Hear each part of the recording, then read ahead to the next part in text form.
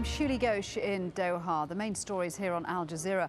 Kenyan officials are clearing out thousands of people from the Mau forest. They say it's necessary to avoid an environmental disaster and to get dried up rivers flowing again. But those evicted say they have nowhere else to go. Amma Boateng reports. Sethi Chepkurui, like so many others, has come to camp on the edge of the forest. She left her farm behind and says she has nowhere to go. We have decided that we'll die here, me together with my neighbours and my children. 10 million Kenyans rely in some way on the water from the Mau. When it rains, the forest acts as a sponge, soaking up water. That water is slowly released, feeding rivers and lakes not only in Kenya, but in the whole region. And now they're drying up. 20 years ago, this entire area was forest. But then the timber companies moved in, some of them legally and some of them illegally. Now, logging and human settlements have destroyed 100,000 hectares. That's a quarter of the Mau forest. Now it's a case of trying to prevent an ecological disaster.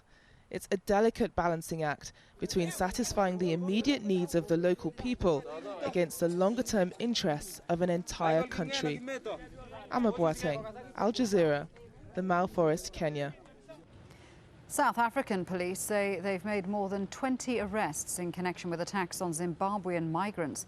Thousands of the migrants have packed themselves into a rugby field near Cape Town. They say they were targeted by local farmers in a struggle over jobs. The organisers of next year's Commonwealth Games in India are being accused of violating labour laws.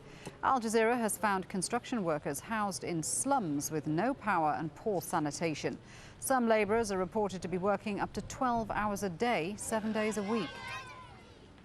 A black market in babies is booming in an impoverished area of northern Argentina. Officials say people known as belly finders single out pregnant women and pressure them to sell their newborn babies. The area is said to be targeted because of its high teenage pregnancy rate and the northern European heritage of many of its inhabitants. And you can find the latest on all those stories and more at aljazeera.net/English.